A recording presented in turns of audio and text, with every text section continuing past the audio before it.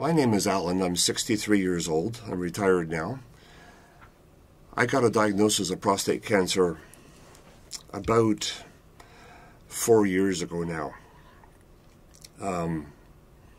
I've been doing regular PSA levels since I was 50 years old because they were free on the street at a fair I went to every summer. So I didn't know much about it, say 15 years ago. I just went and had the free testing done.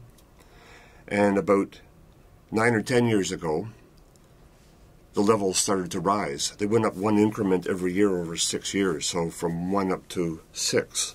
So the doctor said I needed a biopsy. I had the biopsy done, and it came back positive for cancer around the beginning of 2012, I guess. I got the firm diagnosis. And by the fall of 2012, I had been seen by a surgical oncologist and a radiation oncologist, and they told me what would be available, what kinds of treatments. There's basically 4 treatments, and I was asked to choose which one I would prefer.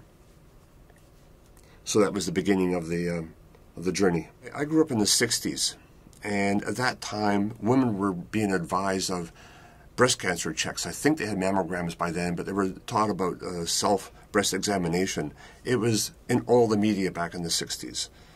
And it still is 50 years, 55 years later.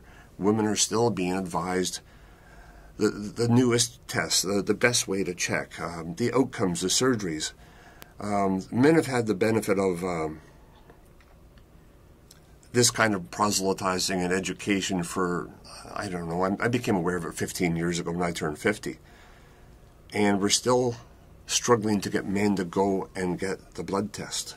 It's just, that's it. It's so frustrating.